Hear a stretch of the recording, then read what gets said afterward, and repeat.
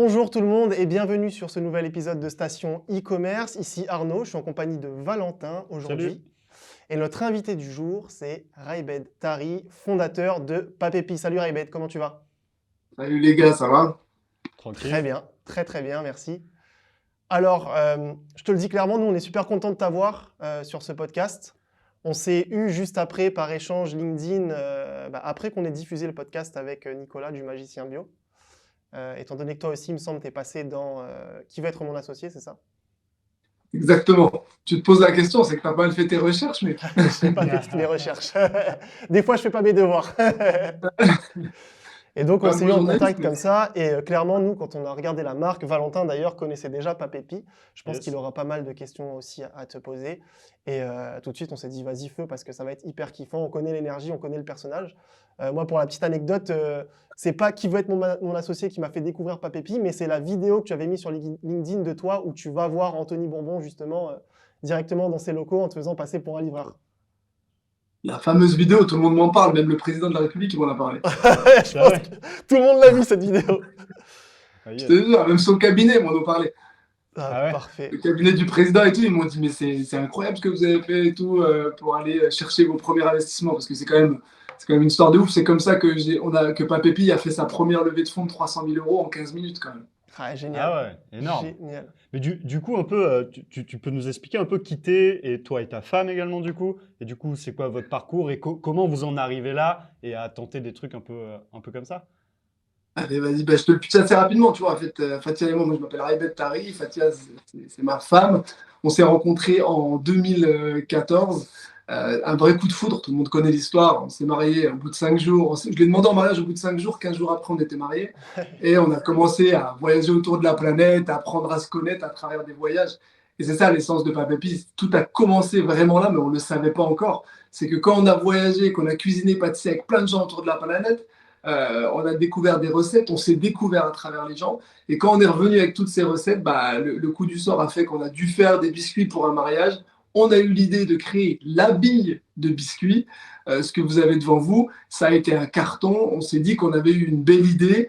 Et à ce moment-là, on a appris à être entrepreneur. Et c'est là qu'on a un peu une double histoire dans Papépi. C'est la création d'un produit, mais c'est aussi la création d'une marque et d'une entreprise. Et c'est ça qui a été fou à gérer, c'est qu'on a tout appris en même temps. Ok.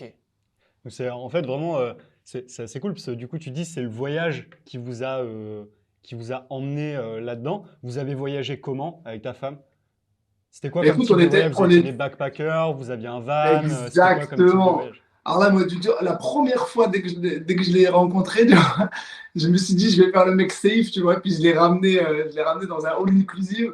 On était à Punta Cana, tu vois, le truc basique, quoi. Ok. Truc de vacancier basique. Ouais. On est arrivé, on est allé dans l'hôtel, j'avais réservé 2 semaines dans l'hôtel, un truc tranquille, quoi. Et au bout de 2 jours, et c'était notre premier voyage, hein, au bout de 2 jours, on se regarde. Elle me dit, mais je me fais chier. Je dis, putain, mais c'est pareil. En fait, on a pris nos affaires, on s'est barré, on a quitté l'hôtel. Ils nous couraient tous après, ils me disaient, mais pourquoi vous partez? Qu'est-ce qu'il y a? Il y a quelque chose qui ne va pas et tout. On leur a dit, non, mais c'est pas fait pour nous. Du coup, on a perdu notre argent parce qu'on avait réservé à l'avance. Mais on Ouais. s'est dit, c'est pas grave. On a loué une voiture et là, on a commencé à aller voir l'envers du décor de Punta Cana à Saint-Domingue et tout. Et c'est là qu'on a découvert déjà que le all-inclusive, c'était pas bon pour les locaux avec les décharges à ciel ouvert et qu'il y avait, d'un côté, tu avais des gens qui vivaient vraiment gracieusement en mangeant à leur faim et si tu allais 2 rues à côté qui étaient cachées, tu voyais des gens vraiment qui étaient en galère et que c'était compliqué pour eux. Et ben nous, c'est là qu'on a kiffé parce qu'on était avec ces gens-là et on a vécu des choses qui étaient absolument fabuleuses où ils nous ont accueillis, on a fait de la plongée avec eux, on a appris les coutumes locales et surtout les recettes locales. Tu vois, Ouais. tu as des vidéos de nous, on est en train de cuisiner sur la plage des plats et on apprenait d'eux. Et c'est ça en fait, c'est vraiment ça qu'on a kiffé, c'est de ramener cette culture et de la retransmettre. C'est ce qu'on fait avec les biscuits que tu as devant toi. Le Béginos, tu connaissais pas, on t'a ramené un biscuit du Brésil, on te le fait découvrir et en même temps, on met en avant la diversité du monde. Ouais, moi, je, D'accord. moi, je trouve ça ultra cool, tu vois. Moi, je fais un parallèle avec mon histoire perso, tu vois. Avec ma femme, on est en train de préparer un tour du monde et elle est cuistot. Et justement, on se posait la question de, OK, comment on peut faire au sein du voyage, de la cuisine un vecteur social, tu vois, de rencontres et tout. Et je trouve que c'est un super exemple, parce que vous, en plus, ça a carrément abouti à un business. Et du coup, tu peux nous parler un peu plus du produit, comment, donc, de tous ces voyages, de toutes ces recettes, tu arrives, tu dis, ouais, on s'est fait embaucher pour un mariage pour faire des biscuits. Comment ça vous vient l'idée de dire, bah, vas-y, on ressort le vieux livre de recettes qu'on a dans le sac à dos et on va essayer de l'adapter en biscuit, quoi, tu vois? En fait, déjà, c'est parti d'un délire. En fait, déjà, on est rentré en France parce que Fatia est tombée enceinte. Ok. Et Ok. elle devait attendre la fin de sa grossesse. Et elle, c'est une femme hyper active. Donc, attendre, elle, c'était galère. Elle s'est dit, mais attends, je vais créer un truc. Elle a créé une page Facebook. Elle a commencé à proposer aux gens autour de chez nous des recettes du monde. C'était salé, sucré, des plats classiques, hein. Ok. Elle faisait ça au black, tu vois. Je sais pas s'il faut le dire, ça. Ouais, franchement, on s'en Non, Ça branle. devrait aller, ça devrait aller. Mais en fait, elle faisait ça en blague et tout, on distribuait ça autour de chez nous et ça fonctionnait bien. Et c'est Ouais. un couple qui était habitué chez nous, tu sais, ça a duré, elle a accouché, elle a eu le congé maternité, elle a continué, ça lui plaisait, puis même moi je l'aidais, ça me plaisait aussi. Et c'est ce couple-là qui nous a contactés, nous dire, ouais, ils nous ont mis au défi de leur faire des biscuits du monde pour leur mariage. Et en fait, nous, on est Ah, juste parti d'un constat que quand tu vas dans un mariage, tu te retrouves toujours avec des gâteaux qui sont toujours trop gros. Tu vois, la corne de gazelle, c'est quand même le biscuit. Si tu le finis en entier, soit tu es diabétique, soit tu as une hypercholestérolémie quand même. Tu vois. Et du coup, on s'est dit, mais comment on va travailler un produit pour qu'on puisse facilement le partager et le manger, et pouvoir Ouais. goûter à tout ce qu'il y a sur le buffet, tu vois. Et là, on a créé la bille de biscuit, et c'est là que notre vie a changé, si tu veux. Mais les gars, vous, qu'est-ce que vous en pensez? Parce que le mariage, ils ont dit que c'était un carton. Maintenant, Ben, il faut que vous goûtiez, vous me disiez ce que vous en pensez, quoi. moi, il faudra que je Alors goûte là, les autres, tu vois, je vous mais ai sorti la corne de gazelle. Alors, c'est ça, qu'est-ce ben, que je tu l'ai prise penses? aussi, tu vois. Je l'ai juste Alors, là. tu vois, Et d'ailleurs, qu'est-ce pour que celles tu et ceux penses? qui nous écoutent sur les plateformes de streaming audio, donc on a les produits de Papépi, on a les fameux billes de biscuits de Papépi juste devant nous, donc à Ben découvrir ouais, ils sur ont fait le les site. crevards, ils ont même pas voulu les acheter, ils m'ont demandé de leur en envoyer gratuitement. ouais, business is business. Allez, quelques échantillons, ça va, ça va. Et tu vois, en plus, on a fait exprès. Ah ouais, c'est gavé bon. Et là, tu Ouais, dois, c'est en gavé fait, bon. tu es en train de mettre dans ta bouche pour expliquer à ceux qui nous écoutent. Là, il est en train d'avoir dans la bouche un biscuit avec une coque en sucre, tu vois, qui est croquante. Et après, tu vas Exactement. arriver sur un biscuit fondant avec des éclats d'amande. Alors, décris-nous ce que tu ressens. Ben, en fait, moi, personnellement, j'ai l'impression de manger une corne de gazelle, quoi. Très clairement. Est-ce Ça Ouais, que touche tu bien, carrément. c'est vraiment voyages? fidèle, malgré la dimension du biscuit, parce que voilà, c'est vraiment une petite bille, comme tu dis, par rapport à une corne de gazelle classique qu'on a l'habitude d'avoir. Et on peut se dire, ok, mais comment on va réussir à retrouver cette saveur, ce goût, etc., dans un aussi petit truc, quoi. Et là, très clairement, pour être honnête avec toi, je suis hyper surpris, mais agréablement surpris pour le coup. Au final, c'est vraiment, comme tu nous parlais, c'est parti de tous ces voyages que vous avez fait, Fatia et toi, c'est ça? Eh bien, écoute, quand tu regardes derrière le packaging, tu vois qu'en fait, c'est des histoires, l'histoire qu'on raconte de nos rencontres. Tu vois, là, on était à Marrakech, on a rencontré Driss quand on est allé chez un antiquaire. On s'est super bien entendu avec lui. Il nous avait fait goûter des cornes de gazelle que j'ai trouvées merveilleuses. Fatia était fan. Et par culot, on lui a juste demandé de lui dire, mais attends, mais où est-ce que tu les as achetées? Il nous a dit, non, mais c'est ma grand-mère qui les fait. On lui a dit, mais attends, faut que tu me présentes ta grand-mère. Ouais. Moi, tu sais, quand je raconte cette histoire, ma mère, elle déteste que je la raconte. Elle me dit, mes cornes de gazelle à moi! Ah, yes. Je dis franchement, les cornes de gazelle de Kera, c'est une tuerie. Et du coup, cette femme-là, elle avait une double nationalité, elle était marocaine, algérienne, et elle fait des cornes de gazelle algériennes et avec la recette qu'elle avait eue de sa mère. Et du coup, c'est pour ça, elle est estampillée. Tu vois, tu vois que c'est le Maroc, mais c'est une recette algérienne. Et du coup, on a trouvé ça hyper fun, ce mélange des cultures. Même, Et ouais. tu vas chercher une recette algérienne au Maroc, je trouvais ça magique. Et du coup, c'est comme ça qu'est née cette recette-là. En Turquie, c'est pareil. La noisette, c'est Mehmet qui nous l'a fait découvrir, tu vois. Au Brésil, pareil. Chaque biscuit a vraiment son origine. Et nous, on te le ramène, mais on te le raconte. On ne va pas s'approprier des recettes qui ne nous appartiennent pas. Ouais. On rend hommage aux gens qu'on a rencontrés à travers nos voyages. Ouais, c'est ça, finalement, vous avez traduit vos recettes dans ces billes. Donc, ce qui est intéressant, en fait, c'est que vous avez finalement créé une coquille pour accueillir ces recettes, quoi. Oh, t'es en philo, toi, t'es un philosophe, mon gars, c'est trop mignon. Mais c'est un peu Il ça, nous parce a que créé vous, une finalement, coquille. ça induit une question quand même derrière. Parce que tu te fous de ma gueule, mais m- moi, ce que je trouve, c'est que ce que je capte, c'est tu me dis, ouais, vas-y, j'ai ramené plein de recettes du monde et tout. Et nous, avec ma femme, comment on fait des billes? C'est un jour, quelqu'un à un mariage nous dit, vas-y, remplis-nous le buffet avec des goûts du monde. Et toi, tu veux, tu vois, t'aboutis comme ça. Mais derrière ça, du coup, il y a quand même un concept de faire des billes. Donc, au Ouais, en début, fait, tu ça, les c'est parti fais. d'une blague. Tu les, Vraiment. tu... C'était une blague à la base. À la base, c'était une blague. Je dis à ma femme, et tout, moi, j'aime pas manger les gros biscuits aussi. Je dis, vas-y, fais-moi des petits biscuits. Puis je commence à faire une bille, je lui balance sur la gueule. Je dis, vas-y, fais-moi des trucs comme ça. On rigolait entre nous, on était en cuisine, tu vois. Au début, elle se fout de ma gueule. Elle me dit, bah, attends, mais c'est quoi ce format? Puis après, elle regarde bien, puis elle essaye. Puis après, on essaye ensemble. On essaye déjà de faire une bille, puis on trouve ça cool de manger un biscuit. Déjà, c'était un biscuit basique. Donc, on trouve ça cool, tu vois, que ça tient dans la bouche, en une bouchée, c'est fait. Mais après, ça nous a demandé pas mal de temps de réussir à équilibrer le biscuit, l'enrobage, le goût, tu vois, le dosage, et vraiment retrouver le goût du biscuit original. Ça, c'était le plus compliqué, Ouais. parce qu'il Ouais, de fallait pas être... dénaturer par l'enveloppe que tu mets autour, quoi. Ah ouais, parce que si je te demande de manger une bille corne de gazelle et qu'il te faut 8 ou 10 billes pour pouvoir comprendre que j'ai pas réussi mon coup, Ouais, là, ce qu'il fallait, c'était qu'en une bouchée, tu retrouves les codes. je Et comprends. ça, c'était le plus difficile. Mais en fait, c'est une fois qu'on a fait ça et qu'on a livré le mariage et que ça a été un carton, tu vois, elle nous appelle, ouais, j'ai une copine, elle fait une baby shower, une bar mitzvah. On leur a dit, mais attendez, on faisait juste ça pour le fun.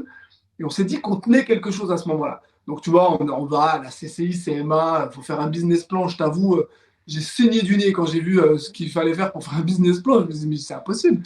Et du coup, c'est quand on a rencontré notre expert comptable, il a goûté, il nous a regardé avec des yeux qui pétillent, tu vois. Il nous a dit, c'est super bon, vous allez cartonner. Il nous a dit, mais comment vous produisez? Et nous, on lui a dit, mec, on fait ça à la main. Et c'est là le deuxième changement dans notre vie, c'est que on a dû trouver un sous-traitant pour faire de la bille de biscuit. Ah, Personne ne savait le faire, yes. impossible à trouver. Et à ce moment-là, on s'est dit, mais comment on va faire? Soit on baisse les bras, soit on trouve la solution. Ouais, J'ai une femme, c'est un génie, c'est MacGyver, si tu veux. Elle m'a dit non, on va y arriver. On a cherché des trucs sur YouTube. Tu vois, la chance qu'on a aujourd'hui, c'est d'avoir Internet. Avec Internet, tu peux étudier ce que tu peux faire dans une école, tu peux le faire directement chez toi. On a cherché, on a commandé des machines sur fonds propres. On les a reçues dans notre salon, on les a démontées, remontées. Franchement, ça a duré 9 mois. Tu serais venu chez nous, tu aurais halluciné. Il y avait un endo à côté du canapé. À côté, il y avait une clé à molette, il y avait un morceau de machine. C'était incroyable. Et quand on a réussi à monter la première machine et à faire nos premières billes, on s'est dit que là, vraiment, c'était un jour très spécial qu'on a vécu avec Fatia. On s'est dit, mais waouh, je crois que nos vies vont changer. Tu vois, nous, on avait ce pressentiment.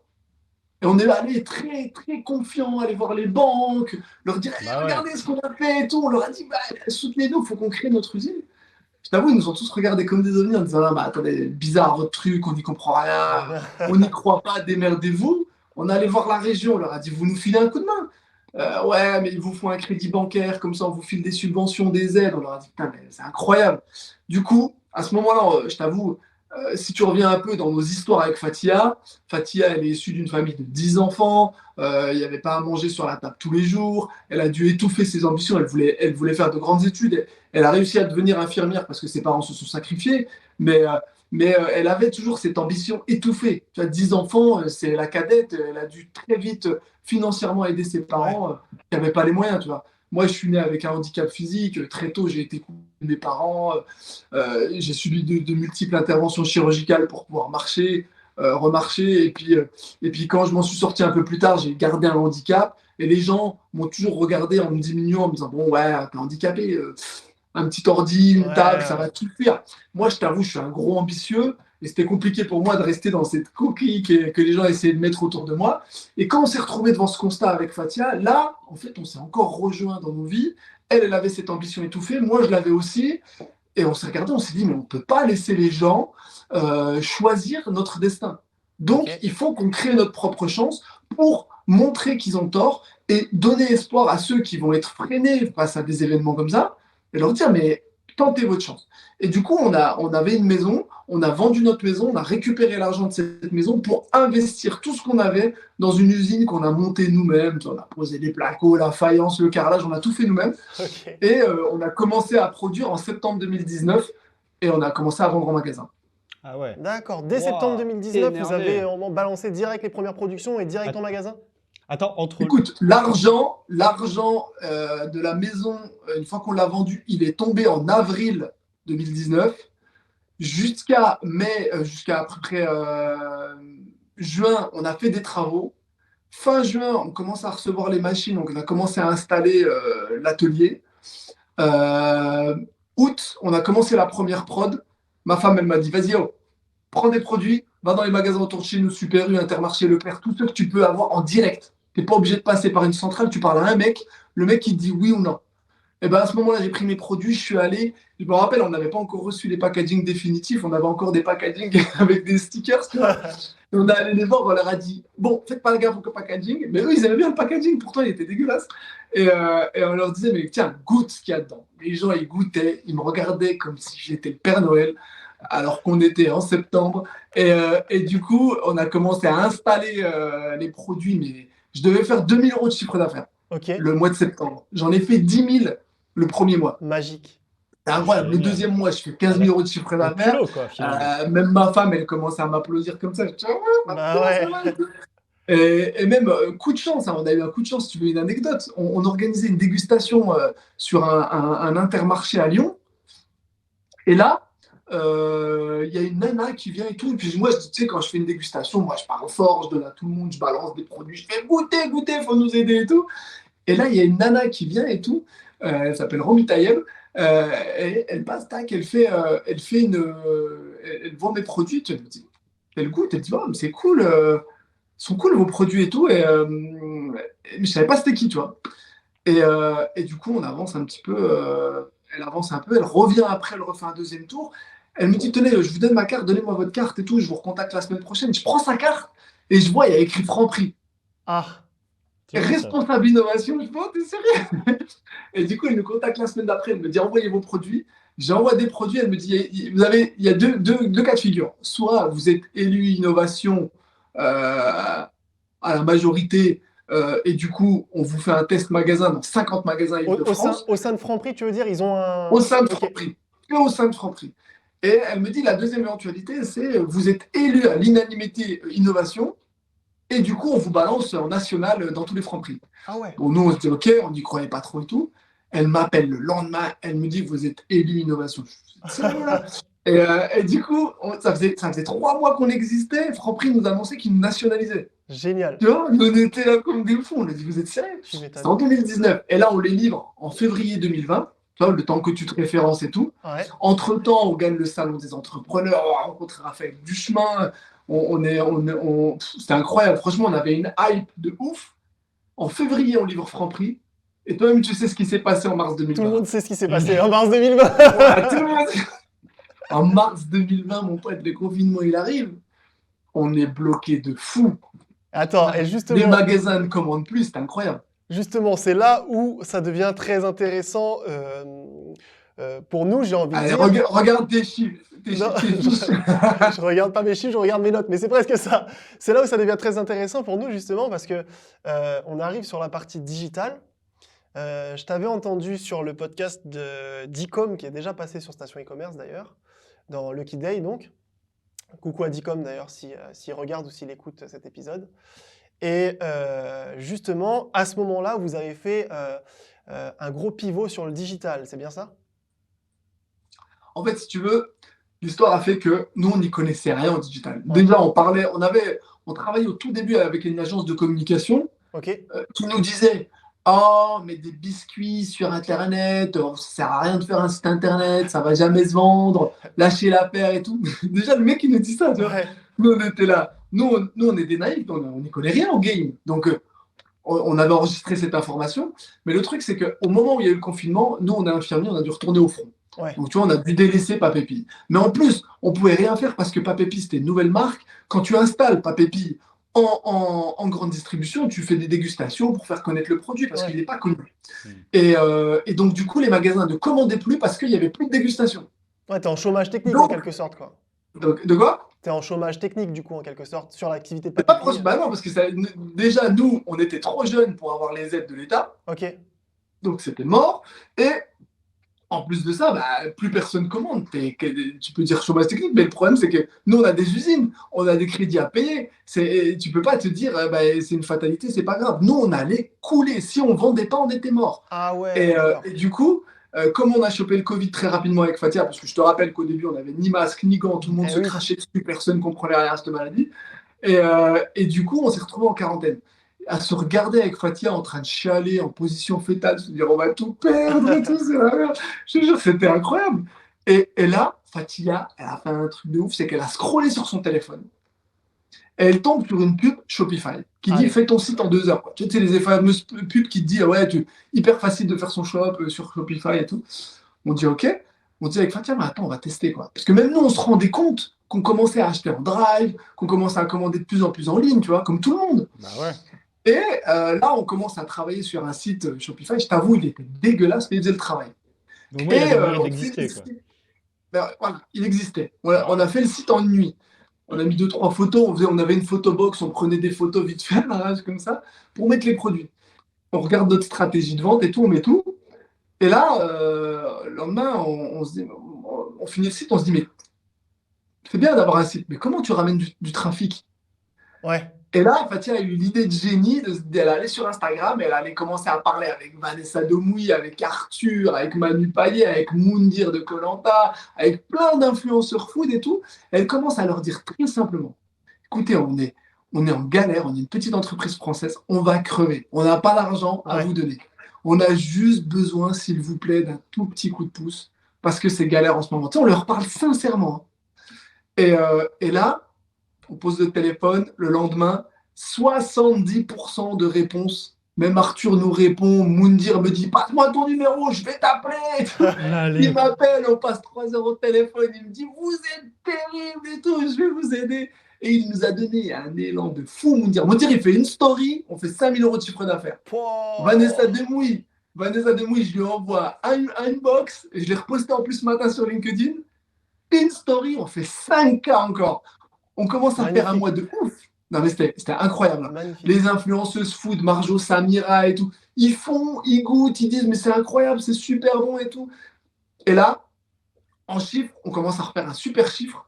Et en plus, le coup de chance, hein, c'est qu'ils recevaient des box, mais ils n'en parlaient pas tous en même temps. Donc en fait, toutes les semaines, on avait quelqu'un d'important qui en C'était parlait et tout. constamment alimenté, ouais. Et du coup, on a Putain, mais c'était l'OP Instagram, on est d'influence passé la plus efficace et la moins chère de la food, tu sais. Abusé. incroyable. Mais Et comme on quoi, est tu vois, le passé culot, de, ça paye en vrai. Bah, clairement. Tu, On tu- est tu dis passé beaucoup, de je trouve que 800 followers, je crois qu'on a fait, on est passé de 800 à quasiment 10 000 followers en quelques semaines. Ok, à ce moment-là, en fait, justement, pour un peu rembobiner, quand vous créez le site Shopify, quand vous décidez, Fatia et toi, de créer ce site en une nuit, est-ce qu'en parallèle, vous êtes déjà, Papépi existe déjà sur les réseaux sociaux ou pas du tout? Bah, on avait des petits réseaux. Nous, en fait, dès le début, on a décidé, on sentait qu'avec Fatia, on vivait quelque chose d'important et on avait envie de le partager. Donc, dès le début, tu me vois, je me filme, je vais démarcher les magasins, j'explique l'envers du décor. Tu vois, je me rappellerai à vie, un coup, il y a un Intermarché de Rouen qui m'appelle et qui me dit ouais, tu peux me livrer et tout à Rouen. Moi, alors, je travaillais infirmier de nuit, je finissais le matin à 7 h du mat. Fallait que j'aille à l'usine produire et tout, préparer les palettes et tout ça. Et là, je devais aller le livrer en personne. Et c'était un jour où je travaillais jusqu'à 20 h. Je finissais à 20 h, je travaillais 2 jours, je finis à 20 h.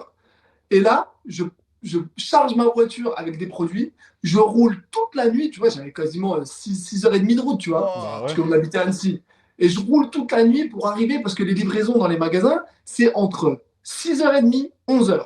Si tu ouais, arrives après, tu peux pas livrer. terminé. Donc je trace et tout, j'y vais, parce qu'il fallait installer les box et tout, parce qu'il exigeait ça. Donc j'y vais, et en fait, sur la route, il y a un moment, tu sais, je travaillais comme un dingue, et j'avais un coup de mou, tu vois. Et franchement, je commençais à craquer un peu psychologiquement, je pleurais un peu, tu vois. Ok. Et je sais pas ce qui m'arrive. Pour moi, maintenant, Instagram, c'est comme mon psy. Je commence à prendre mon téléphone, tu vois, et puis je parle avec mon téléphone sur Instagram. Je dis, oh, je suis désolé, là, je suis en train de craquer, c'est trop dur et tout.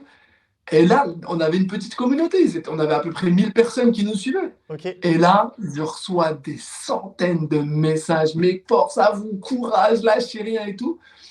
Et en fait, à C'est ce trop stylé. moment-là, je me suis rendu compte qu'en fait, la communauté que tu as sur Instagram, les gens qui te suivent sur LinkedIn, c'est pas juste des gens fictifs. Tu vois, si Bah tu, ouais, tu, tu communiques et tu crées du lien, faut créer du lien, quoi. un lien avec ces Bien sûr. personnes-là, ça peut être des gens qui vont te soutenir rien qu'au niveau d'un message. Tu sais, moi, je reçois un pouce bleu, ça me donne de la force, vraiment, tu Ouais. vois. Et ils t'envoient des messages où ils te font. Tu vois, par exemple, dernièrement, j'ai rencontré une responsable de Gorillaz Ok. sur Instagram, tu vois, et j'ai parlé avec elle. Et du coup, on est en lien. Elle est en train de nous aider en référencement et sur Gorillaz. Tu vois, en fait, ces réseaux sociaux, c'est pas seulement où tu vas poster des vidéos ou où tu vas aller faire du dropshipping. C'est un lien aujourd'hui avec les gens directement. Ouais, bien Tu sûr. vois, nous, on a travaillé avec les Instagrammeurs, les gens d'Instagram, on leur a envoyé des produits, ils nous ont fait des retours. La corne de gazelle, tu la goûtes aujourd'hui, tu l'aurais goûté il y a 2 ans, c'était pas la même. C'est tout ça. Et ce que les réseaux sociaux t'apportent, c'est cette force, cette autonomie que tu vas avoir par rapport aux médias, par rapport aux encarts pubs. Rien qu'un bon promo sur une story, ça peut te générer du chiffre Ouais. d'affaires, plus qu'une ads qui va te coûter 300 balles la journée et qui va t'apporter 5 euros de conversion. Tu vois. Donc, il faut savoir bien utiliser ça. Tout à fait, bah, tu vois, mais c'est hyper pertinent ce que tu dis et très clairement, nous on le constate au quotidien hein, parce qu'on accompagne des marques sur les réseaux sociaux et en ce sens. Et là où vous avez été très fort, je trouve, c'est vraiment dès le début, en fait, c'est comme tu le disais, vous avez réussi à créer ce lien avec les personnes qui vous suivent. Et à la différence de marques qui déshumanisent un peu les réseaux sociaux parce qu'ils ont tendance à oublier que derrière le téléphone, bah, il y a quelqu'un. Bah, vous, dès le départ, vous avez su accrocher les gens, créer ces liens, etc., etc. Et je pense que bon, c'est forcément, et même c'est sûr et certain, c'est lié à votre personnalité, à ta femme et toi, ça Ah, c'est sûr. bah, moi, je pense que c'est surtout même lié à ta personnalité. Parce qu'il y a un truc qui est flagrant chez Papépi, c'est qu'entre toi, ta femme et la communauté, il n'y a pas Papépi. C'est que Papépi est à côté de toi et ta femme. Quand vous parlez, vous êtes Papépi. Tu vois? Alors que tu as certains entrepreneurs, entre leur communauté et eux, ben, ils mettent une marque. Et c'est un écran un peu. Tu vois ce que je veux dire? Vous, pas du tout. Papépi, demain, limite, vous pouvez appeler ça comme vous voulez. Les gens, ils kifferont parce que ce qu'ils kiffent, ben, certes, ils kiffent la marque, mais c'est vous surtout qui kiffent et cette humanité que vous apportez derrière, tu vois. Mais Ah du ouais, c'est coup, très moi, intelligent ce que tu dis. ça me fait poser une question quand même. C'est le plus tard de Papépi. Est-ce que, bon, on ne sait jamais de quoi demain est fait. Peut-être que cette entreprise, vous allez la vendre, la garder, vous ne savez pas, j'en sais rien, tu vois. T'aurais pas peur demain si tu vends une entreprise comme ça, de justement être trop dans l'entreprise pour pouvoir la vendre, pour pouvoir, tu vois ce que je veux dire? De trop appartenir, que toi, tu appartiennes trop à la marque, en fait. Tu vois ce que je veux dire? Bah écoute, pour être totalement franc avec toi, c'est un choix stratégique qu'on a fait dès le début. On s'est dit, est-ce que c'est une bonne chose de personnifier la marque? Parce qu'après, les gens vont pas pouvoir se détacher des personnes. Ça, c'est totalement vrai. Et je te rejoins là-dessus. J'ai pas peur parce qu'en fait, si tu regardes Papépi, certes, ce sont des biscuits, ce sont des produits, tu vois, qu'on vend en magasin. Tu vois, et les gens nous ont identifiés. Tu vois, l'anecdote qui fait que j'ai ramené mes enfants à la chasse aux œufs. Il y a des gens, ils venaient nous voir, ils font, mais vous n'êtes pas Pépille. Plus personne nous appelle Fatia et Ahmed. Tout le monde Ah nous ouais, appelle pas Pépille. c'est clair. Il n'y Et a du personne qui coup, t'appelle par ton prénom. En fait, ton prénom, c'est devenu Papépi, quoi. c'est devenu pas Pépille. Tout le monde nous regarde, dit, mais vous n'êtes pas Pépille. Et tout le monde m'appelle Pape, moi. Tu vas sur mon répondeur, tu tombes sur mon répondeur, il y a écrit salut, tu es sur le répondeur de Le Pape. Tu vois, pape, ouais. c'est devenu nos surnoms, tu vois. Et Trop on stylé. les assume. Mais si tu regardes Papépi, c'est pas qu'une entreprise de biscuits. Quand tu Mm. nous écoutes parler, on est une entreprise, mais on est aussi des entrepreneurs. Des entrepreneurs qui se battent pour une idéologie et pour des valeurs. Tu vois, nous, on est l'exemple parfait que même si tu viens du bas, comme nous, que tu connais personne, et ben, grâce au travail, à la résilience, tu peux y arriver. Et c'est Ouais. vraiment un message que nous, on essaie de transmettre. Et quand tu regardes nos réseaux, comment j'ai été référencé chez Monoprix, c'est parce qu'on a fait une dégustation sauvage au siège. Comment on a été chez Auchan, c'est parce qu'on les a attrapés sur un salon à coup d'opportunité. Comment tu me retrouves chez Pokawa, parce que Maxime, je l'ai attendu pendant qu'il descendait de la scène, là où il faisait un discours, je l'ai attrapé et je lui ai dit, oh, tu me connais pas, mais tiens, je te fais goûter des produits, tu vas voir, c'est sympa pour ton restaurant. 2 heures après, on avait signé ensemble. tous ces restaurants ont des papépis aujourd'hui. Eh ben, c'est cette idée-là de se dire, écoute, personne n'est inaccessible. Bah ouais. Il peut parler à tout le monde. J'ai parlé au président de la République, il m'a reçu et il nous a aidés. J'ai parlé à Laurent Wauquiez, je lui ai dit, écoute, j'ai pas de bureau, tu peux m'en prêter. Il m'en a filé à l'Assemblée nationale pendant 4 mois. Tu peux, il n'y a personne qui est inaccessible. Tu vois, Non, donc non, tu ça, c'est peux clair. parler à tout le monde, il suffit juste d'oser Tout à Oui. fait. et de le faire de la bonne manière. Et de le faire de la bonne Et de le manière. faire de la bonne Ouais, manière. c'est clair. Parce qu'il y a aussi ça qui rentre en J'avoue compte. que moi, quand je parle aux gens, tout de suite, je leur donne à manger. Déjà, ça les détend. Ouais, après, effectivement, je leur tu parle et je arrives leur dis avec de quoi j'ai un. C'est le côté émotionnel, affectif, il y a la bouffe et tout. Ouais, ça marche beaucoup mieux, ça c'est clair et net. Et ouais, les gars, je vous vois pas assez manger là. Vous avez goûté le caramel là? Alors, bien sûr qu'on a mangé, mais là, tu sais, devant la caméra et tout, c'est compliqué. Moi, Ah. moi, je suis un gourmand, mais t'imagines pas à quel point. Tu vois, moi, je suis le genre de gars dans les mariages. Tu disais tout à l'heure, tu te retrouves à avoir des biscuits trop gros, ceci, cela. Il n'y a jamais de trop gros. Le diabète et tout, pour moi, c'est ici. Tu vois ce que je veux dire? Mais très clairement, je te rassure, hein, on va tous les ben, déglinguer après, les biscuits. Hein. Je t'assure, à partir de la fin du ramadan, ils vont se faire éclater au bureau. Et on est des mecs un peu solidaires, tu vois.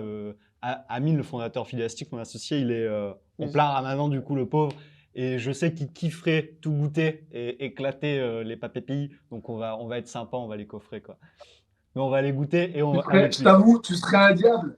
Tu serais un diable de lui ramener une petite boîte devant la bouche et lui dire, t'es sûr que t'en veux pas? Et de les Bon, sortir t'es devant lui surtout, tu vois, parce que même Tu devrais- visuellement, ça donne tu envie. quoi. devrais, tu devrais tenter sa résistance. Tu vois, tu fais, ah, une corne de gazelle. Ouais, pourquoi pas, pourquoi pas. Moi, je suis capable de faire ce genre de choses. Yes. Tiens, moi, pour revenir un peu quand même à l'histoire de ta boîte et tout, et pour te demander un peu te demander un peu ton avis, j'ai cru comprendre que vous aviez aussi des intentions d'être en production le plus local possible. Mm.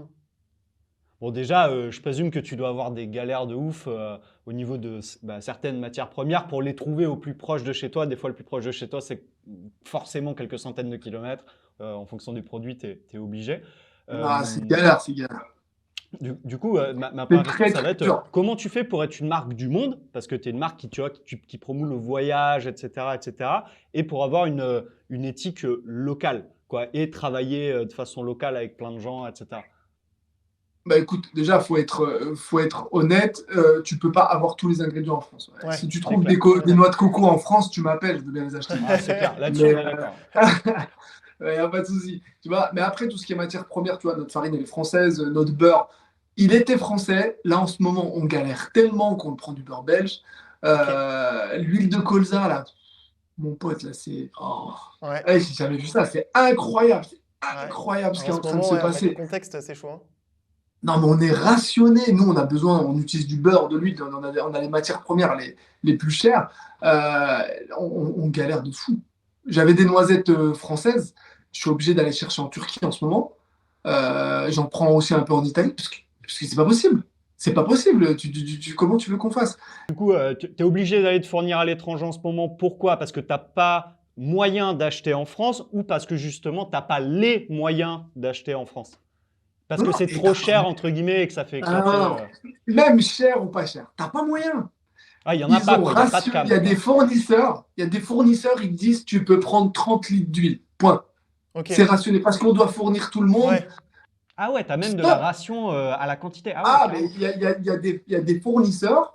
Ils te disent, nous, on voulait en prendre parce qu'on sait le stock qu'il va nous falloir pour les 2 prochains mois. On voulait pas surstocker, tu vois, mais on voulait un peu voir un peu arriver les choses parce qu'on a pas mal de commandes en ce moment. Ils nous ont dit non, non, non, non. Par client et par semaine, c'est tant. Ah Ah ouais. Ah ouais, tu fais comment? L'huile, c'est ce qui est en train de se passer. Les gars, je sais pas si vous vous rendez compte, mais cet été, déjà, rien que tu vas en magasin à 3 euros l'huile de colza alors que c'était à 1,10 € Ouais. il y a quelques semaines. Là, moi, j'ai de la peine pour les gens. Nous, on va Bah crever. ouais. Nous, c'est dur. Hein. Nous, c'est très, très dur parce que moi, je vends à des supermarchés. Quand je leur dis, bah, écoutez, moi, tous mes produits ont pris 40, 60%, il faut qu'on augmente les prix de vente et tout. Ils me regardent tous, ils me disent, OK, mais ça veut dire que ta boîte, on va la vendre 3,50 € en magasin. Qui va acheter des biscuits 3,50 €? Ouais, non, mais c'est clair. C'est pas Bah jouable. ouais. Donc, il y a un moment, tu es obligé de t'écraser, tu marges plus beaucoup, et des fois, tu es même en marge négative, parce qu'il faut qu'on reste Tu vois, on est une nouvelle marque. Si d'un coup, c'est en rupture en rayon, les gens vont vite nous oublier. C'est Bah très ouais. compliqué, ouais, ça va être compliqué. Tu vois? Et du coup, ça, c'est vraiment des enjeux qui sont, pas que pour nous, hein, pour plein de petites marques qu'on connaît, c'est des enjeux qui font flipper en ce moment. C'est une bombe à retardement qui est en train de se mettre en place. Et si elle explose en septembre, ça va être une rentrée encore difficile. L'année dernière, c'était Covid. Cette année, ça va être la crise économique. Ouais, clairement, clairement. Et bon, ça fait partie des sujets qui effectivement impactent énormément, de manière générale, tout le monde, mais aussi et surtout le e-commerce. Et pour rebondir un peu sur les sujets chauds du e-commerce, donc là, on parle des matières premières et c'est vrai qu'en ce moment, c'est très tendu, comme tu dis. Il y en a un autre et qui est intéressant aussi, étant donné que vous, typiquement, vous avez lancé l'activité commande en ligne en plein Covid. Comment ça s'est passé à ce moment-là au niveau logistique pour délivrer, on va dire, en temps et en heure vos commandes et comment ça se passe encore aujourd'hui? Parce que je sais que en fonction des marchés, c'est toujours assez compliqué, notamment dans l'alimentaire. Alors franchement, nous, on a découvert les livraisons vente en ligne et tout en live. Tu sais, tu reçois une commande, faut aller la préparer, faut la mettre en colis. Tu vois, après, il faut mettre le bordereau dessus, il faut aller la poser à la poste. Parce que si c'est la poste qui vient, déjà, ils te reprennent un ticket. Et en fait, tes marges, elles partent très Eh vite, bah hein, ouais, entre le carton, le stickers, le machin. Ah bah c'est clair, C'est en fait, déjà incroyable. rien qu'entre l'enlèvement et c'est toi qui déposes le colis, il y a un il monde, y a un quoi. monde. C'est un truc de fou. Mais en plus, tu sais, les colis mal livrés, les colis perdus, Ouais, les colis livrés dans la boîte aux lettres à côté, abîmé, les colis où etc. Ouais. le facteur il te dit oui, j'ai livré. Toi, tu dis non, la cliente elle dit non. Tu fais quoi? Bah, soit tu dis à la cliente, madame, vous êtes une mytho, mais je t'avoue, c'est pas être un bon commerçant de faire ça. Ouais. Soit tu renvoies un colis à tes frais, et là, c'est un sacré pourcentage, ça, hein. C'est des trucs à prévoir. Tout ça, on l'a appris sur le moment et c'était très compliqué parce que quand tu as des booms de commandes, tu te retrouves jusqu'à 23 heures à faire les colis. Le lendemain, tu as ta voiture. Moi, il y a des photos qui traînent sur le net où tu vois ma voiture, elle est chargée. J'ai même des colis sur moi pendant que je roule comme ça pour aller ramener ça chez Colissimo. Et du coup, ça, c'était avant. Je t'avoue, on a eu une chance de ouf, c'est de rencontrer William et Antonin. Antonin, c'est le sales responsable vente commerciale chez Big Blue. Et Ah William, yes. c'est un des PDG. Et quand Yes. on a rencontré Big Blue, je t'avoue que Et son ça a un peu coordonnateur, changé là, notre vie. Timothée, je crois Tu que c'est vois, Timothée son prénom. ah, tu C'est vois des... ça, c'est des logisticiens où les gars, ils vont gérer pour toi. Et en Ah plus, ouais. tu Et vois, puis nous, c'est les Big avant, Blue en quand on l'occurrence, c'est vraiment envoyait, des cracks de la logistique, quoi. Ils sont ultra chauds, ces mecs-là. ils sont au top. Mais c'est surtout que, tu vois, moi, je parlais avec Colissimo, je leur disais, ouais, j'envoie 200 colis par semaine. Ils disent, ouais, ouais, c'est cool et tout. Mais bon, tu viendras nous parler quand on viendra 1 million de colis par semaine. Donc, tu vois, on Ouais. n'avait pas de prix dégressif. On était là, on était dégoûtés, tu vois. Par contre, Big Blue, ils m'ont dit, écoute, t'inquiète pas, c'est nous, on va gérer ça. Et qu'ils ont commencé à montrer les prix d'envoi. Là, je t'avoue, quand t'es une start-up comme nous, les gens, ils s'attendent tous à avoir les frais de port gratuits, comme si on était Amazon. Ouais. On n'est pas Amazon. Tu Bah vois, on est non. des petits producteurs. Ça veut dire que moi, je t'envoie un colis, je paye 7 balles. Je paye 7 euros ton envoi, tu vois, en moyenne. Je suis pas Amazon. Amazon, il va payer 2 euros son envoi parce qu'il envoie des volumes de ouf et il a mis la pression à Colissimo pour qu'il fasse des prix attractifs, tu vois. Ouais. Donc déjà, on est déséquilibré dans le game. Donc Big Blue, ils ont remis de l'équilibre Ouais. là-dessus en disant, t'inquiète pas, nous, on mutualise les volumes et on négocie pour vous et il arrive avec des prix plus attractifs. Ouais. Et en plus, il nous enlève un poids qui fait que lui, il prépare, donc les clients peuvent être livrés plus rapidement. Hmm. C'est marrant le paradoxe de dire, bah, tu vois, tout à l'heure tu disais, ouais, faut oser, machin, tu vois, parler avec le président, parler avec plein de personnalités, mais en attendant, bah, ça t'aide pas à avoir des bons prix chez les fournisseurs, quoi. C'est con, mais Ouais, c'est un peu le paradoxe du truc, hein. Ta boîte ultra connue, lui, il parle que pognon, le fournisseur, il a rien à foutre. c'est ça, Colissimo, Chronopost, ils s'en fichent. Ils regardent les Ouais, c'est chiffres, clair. ils ont des barèmes, ils te disent c'est ça ou ça, et puis basta, quoi. Et t'as beau Ok. pleurer en disant ouais, mais attends, vous me bouffez mes marges. Donc quand tu fais un frais de port offert au bout de 20 euros, 30 euros d'achat, les gens ils sont plus prêts à ça. Amazon, il a déséquilibré le game. En habituant les gens à ne Bah plus ouais, payer des frais de port, il a mis à mal beaucoup de petits producteurs comme nous très clairement.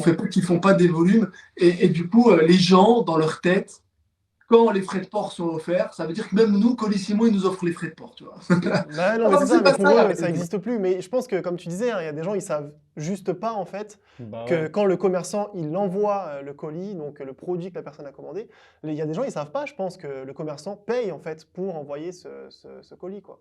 Mm. Tu sais ce Ouais, que les gens ils savent pas? C'est que s'ils vont pas chercher leur colis chez Chronopost, Colissimo, tout ce que tu veux, Mondial Relais, c'est qu'ils nous aient renvoyé le colis. Mais tu sais qu'il nous est refacturé, il nous est facturé le renvoi. Oh putain. Ah ouais. Et ça, ils le savent pas, les gens. Les gens, ils se disent, ouais, mais attends, excusez-moi, j'ai oublié d'aller le chercher, je suis un peu tête en l'air. Je dis, ouais, mais tête en l'air, mec, tu coûtes beaucoup d'argent quand même. Ouais, Et c'est Et en vrai. ma plus, ils te marge! renvoient le colis. Elle est où Et tu ma marge? repayes le renvoi. Tu te dis, attends. Ah là là là là là. Non, non, franchement, la logistique, hyper important. Si je dois donner un conseil à une petite boîte qui commence à faire des volumes, trouvez le bon partenaire. Alors moi, je vous conseille Big Blue parce que je les connais, je les ai éprouvés. Ouais. Franchement, nous, on n'y connaissait rien à la logistique. Vraiment, hein. Au début, les pauvres, ils ont pleuré avec nous parce qu'on faisait n'importe quoi. Eux, ils ont des procédures. Ils disent, ouais, il faut faire ci, ça, ça. Nous, on disait, non, on va faire ça, ça, ça. Ils disaient, même, tu vas me faire planter mon logiciel. On disait, moi, c'est pas grave, faut envoyer quand même. Et ils nous ont appris à faire des bons d'envoi, à mutualiser les envois, à gérer la logistique pour être vraiment organisé et être optimum, tu vois. Même là, on refait une formation la semaine prochaine à leurs frais. Ils nous ont dit, venez, on va vous reformer une fois pour bien que toute l'équipe sache gérer. Et du coup, ça, c'est cool. Quand tu trouves un logisticien, il n'y a pas que Big Blue, je pense qu'il y en a d'autres aussi, hein, mais un logisticien qui est partenaire comme ça avec toi, qui Bah va ouais. passer du temps, pas forcément à te rendre dépendant, mais à t'autonomiser dans ta gestion supply, c'est quand même un truc très important. Et ben ça, c'est magnifique, tu vois. Ouais, mais carrément. Mais comme tu dis, hein, c'est un point clé. Et j'ai envie de préciser aussi du e-commerce, clairement, la logistique, surtout Ah en ce bah moment, quoi. ouais. C'est un des grands, ouais, c'est un des grands fondamentaux. Parce qu'en plus, une fois que tu es bon en logistique, ça peut te permettre de décliner des formats commerciaux avec ton produit qui sont peut-être plus intéressants aussi. Vous avez déjà pensé à avoir des modèles digitaux, des offres digitales peut-être un peu nouvelles, des box tous les mois, de la récurrence, ce genre de choses-là? Bah, écoute, en exclu, je t'en parle. Là. Nous, on est en train de lancer 2 nouvelles recettes qui vont sortir en septembre. Yes. Euh, Ok. je ne te dirai pas d'où. Mais si Ah, tu au suis les moins un des réseaux, deux. euh, là, si tu suis les réseaux sociaux, normalement, en exclusivité, on fait le salon Taste of Paris le 12 au 15 mai. Ok. On va permettre aux gens de goûter en avant-première au Grand Palais les recettes qui vont être présentes sur le stand. Et du coup, ça va nous permettre d'avoir une plus grande gamme et avec d'autres produits qui arrivent et de proposer des coffrets ou des abonnements. Ça, c'est parce que c'est super les abonnements. Tu peux anticiper, voir ce que tu vas avoir en commande, c'est génial. Et aussi, on va essayer de faire un peu des co-envois. Tu vois, par exemple, nous, on a un super produit qui va très bien avec le thé et le café. Je suis en train de discuter avec 2, 3 collègues qui vendent du thé, du café. On essaie de mutualiser là où on va poser nos produits. Et quand on fait dans les envois depuis chez Big Blue, eh ben, quand il y a un café qui est commandé avec un papépi, avec un machin, on met tout dans la même box, tu t'envoies, Ah et on yes. mutualise les frais d'envoi et ça nous permet de mieux gagner à nous trois, tu vois. D'accord. Nickel, ça. Très bien. Intéressant. Quel âge ça a au moment où on parle, toi et moi, Papépi? Papépi, on vient de fêter nos 2 ans. Eh ben, joyeux anniversaire, du coup. Ouais, En joyeux fait, on a anniversaire. commencé en 2019, si tu veux, il y a une période vraiment creuse où on a vraiment plus bossé et on a rebrandé, refait la marque et tout. Et on vient de fêter nos 2 ans où vraiment ça commence un vrai exercice, quoi. D'accord, ok. Et bah tiens, comment tu te vois 2 ans plus tard, dans 2 ans? Dans 2 ans, je me vois avec un cigare à Cuba, mec, au bord Allez! de la plage, en train de dire à mes équipes, oh, j'ai la supply chain. Ah, mais ça, c'est dans mes rêves. Mon gars, dans 2 ans, je serai toujours au bureau en train de charbonner parce que moi, c'est ça que j'aime. Moi, j'aime le terrain. Tu vois, ma femme, elle est R&D, elle gère les usines, elle gère les équipes. Moi, ce que j'aime, c'est aller au contact des acheteurs, aller au contact des gens, faire mes petites vidéos pour montrer vraiment comment les choses se passent. Ah, t'es Et plus business quand même, toi, j'ai l'impression un peu. ouais, j'aime bien ça, tu vois. Et du coup, dans 2 ans, je pense qu'on sera une belle équipe. Tu vois, là, actuellement, on signe déjà un CDI par mois. Il y a quelques mois, on était juste 3. Là, on est déjà une dizaine. Super. Et je pense que d'ici juin, juillet, on va être peut-être une quinzaine. Là, je suis en train de voir des profils. Ok. S'il y a des responsables commerciaux qui nous regardent, les gars, ou des multicartes sur la région française, n'hésitez pas. Mais là, on est sur. Putain, je viens de recevoir un message de mon usine sur une R&D. Oh là là, les prochaines billes, ça va être une tuerie, les gars. Franchement, je viens de les voir, j'ai juste vu l'image. Mais donc, dans 2 ans, j'espère, national, que tu nous retrouves partout. Tu vas chez Carrefour, Auchan, euh, Casino, Monoprix, Franprix et Leclerc, et que tu nous retrouves partout. Que ce soit facile, que tu n'aies plus à te poser la question où est-ce qu'on trouve du papépi, Ok. et d'avoir une super équipe, des cracks et qu'on s'amuse. Tu vois, j'aimerais bien. Il va se passer pas mal de choses dont je ne peux pas vous parler. Normalement, ça devrait être très cool. Ok, très bien. Bah, Trop stylé. dans tous les cas, on vous souhaite le meilleur sur ces projets. Et justement, tu dis qu'on ne se pose pas la question où est-ce qu'on trouve Papépi, mais c'est intéressant de le savoir maintenant. Aujourd'hui, où est-ce qu'on peut trouver Papépi, aussi bien dans le physique que sur le digital? Écoute, sur le digital, tu es sur du www.papépi.com. En physique, tu vas être chez Monoprix, quasiment tous les Monoprix en France. Ok. Tu as du Franprix, pas mal en Ile-de-France. Carrefour, pas mal en Ile-de-France aussi. Auchan, ça commence. Auchan, Ile-de-France, et on va quand même pas tarder à ouvrir Auchan, Hauts-de-France. Donc ça, c'est très, très cool. Il y a quelques Leclerc. Tu vois, on a ouvert 4 Leclerc à Strasbourg. Il y a quelques Leclerc dans le 44. Il y a pas mal de petits magasins comme ça sur Lyon aussi. Ça se dispatche. Mais on a la chance de bien savoir utiliser les plateformes. Il y a Encore Store, je ne sais pas si tu connais. Ouais. Yes. Encore Store, ça permet de travailler avec plein de petites épiceries en France. Et eux, ils sont vraiment en train de nous ouvrir un beau parc d'épiceries. Et ça, c'est génial. Ouais, carrément. On a aussi tous les dark stores. Tu vois, Getir, Gorillaz. Ça, c'est magique. Parce que ça, les gens, en 15 minutes chez eux, ils ont leurs courses.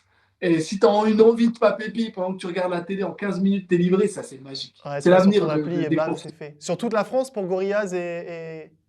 Toute la France. Ok, Stylé. très bien. Putain, tu vois, je savais même pas, on en Ouais, a, on moi non pourrait, plus, on en pourrait vrai. clairement commander du Les papier. gars, vous auriez pu commander chez Getir ou Gorillaz. C'est clair. Et, Mais vous êtes des crevards, alors vous avez demandé que je vous en envoie.